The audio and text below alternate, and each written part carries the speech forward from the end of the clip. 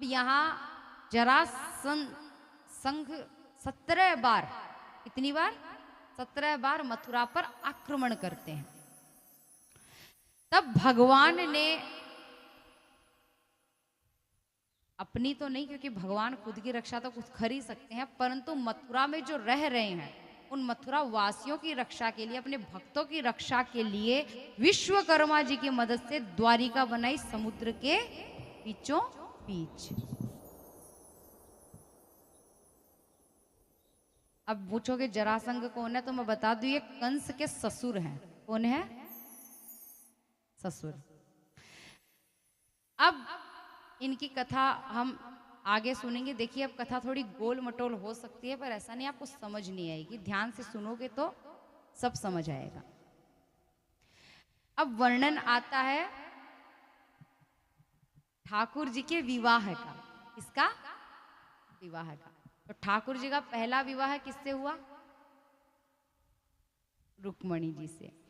तो कौन है रुक्मणी जी? तो वर्णन है कि यहाँ विदर्भ देश के भीष्मक राजा थे, जिनके 5 पुत्र थे, 1 पुत्री थी।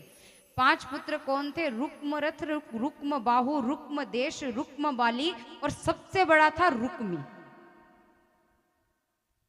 और पुत्री का नाम था रुक्मणी। तो जो सबसे बड़ा पुत्र था रुक्मी, उनके मित्र थे शिशुपाल। शिशुपाल उनके मित्र थे, तो प्रस्ताव रखते हैं कि बहन का विवाह करते हैं, तो ऐसे लोगों में रिश्ता जोड़ते हैं जिनके बारे में पहले से ही जान पहचान है, हम रखते हैं। बोले कि बात तो सही है, पिताजी बोलते हैं रुक्मणी जी की बात सही है, घर भी अच्छा है, देखा हुआ है, तो विवाह कर देते हैं। अब भाई देखो, पिता तो अच्छा ही चाहेगा, देखा परखा हुआ लड़का है तो यही ठीक रहेगी, सेफ रहेगी बेटी, दुख नहीं पाएगी। बोले ठीक है। परंतु देखिए, भगवान से प्रेम करने के 2 मार्ग होते हैं। अब खुद को लेकर देख लीजिए, एक मनुष्य को प्रेम कब होता है? या तो किसी को देखकर,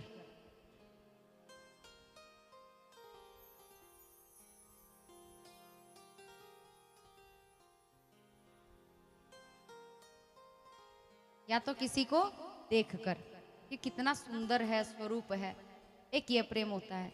जब हम किसी से मिल लें, किसी से बात कर ले, उसे अच्छे से पहचान ले, धीरे धीरे मिलते हैं, फिर प्रेम बढ़ता है। जैसे कि 2 भाई हैं, एक भाई बड़ा होता है, एक छोटा होता है, पर छोटा जब पैदा होता है वो उसके साथ खेलता है, कूदता है, तब उसे अपना छोटा भाई प्रिय होता है कि तू मेरा भाई है।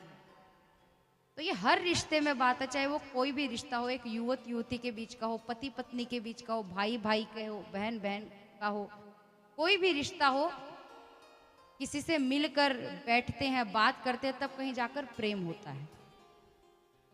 अब दूसरा प्रेम किसी के बारे में सुनकर, जैसे अब हम कर रहे हैं, हम क्या कर रहे हैं? ठाकुर जी के बारे में सुन रहे हैं, उनकी बातें सुनते सुनते हमें वो इतने प्रिय हो जाते हैं कि बस एक बार दर्शन दे दो।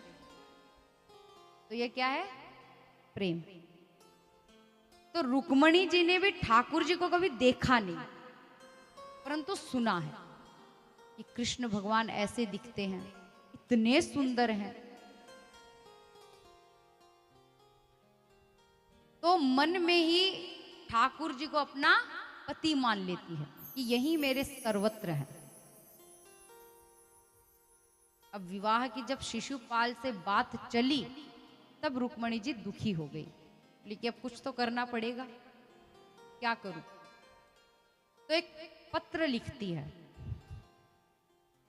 संदेश पत्र में लिखती है कि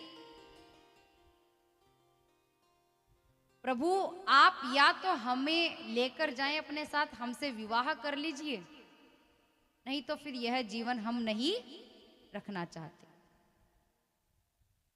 ये लिख दिया और लिखती है कि मैं आपको मन ही मन में अपना पति मान बैठी हूं। और देखिए, धर्म भी यही कहता है कि स्त्री यदि मन ही में किसी को पति मान ले तो उसी को मानती है, फिर उसी से विवाह होना चाहिए। प्रभु या तो हमें ले जाइए, वरना हम अपने शरीर का त्याग कर देंगी। ये पत्र लिख दिया, अब सोच रही है भेजूं कैसे, क्योंकि भैया उनके तो आसपास सैनिक है।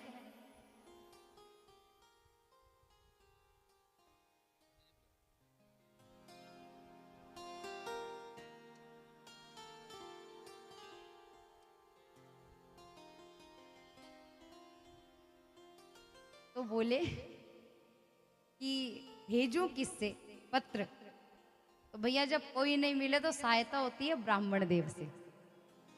एक ब्राह्मण देवता को बुलाया और कहते हैं महाराज जी हाथ जोड़कर विनती है, ये पत्र उन्हें दे देना।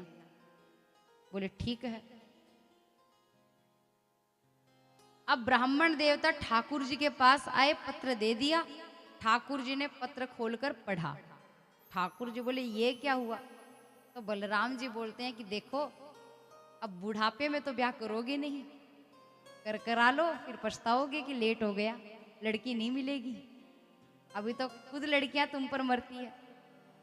देखो कन्या का आगे से प्रस्ताव आना बड़ी बात होती है, कृष्ण हाँ कर दो।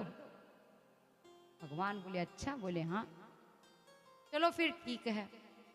तब ठाकुर जी वापस संदेश में भेजते हैं कि जब आप गौरी पूजन के लिए आएंगी मंदिर में, तब आप चिंता मत कीजिए, मैं आपको यहाँ मेरे साथ भगाकर ले आऊंगा।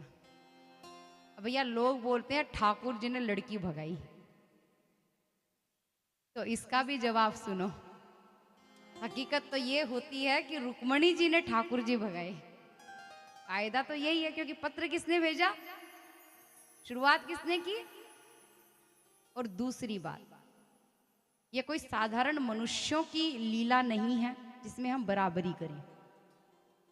ठाकुर जी किसके स्वरूप हैं और रुक्मणी जी ये तो जन्मों जन्मों युगों युगों के साथी हैं, युगों युगों के। तो फिर हम ऐसा कैसे बोल सकते हैं।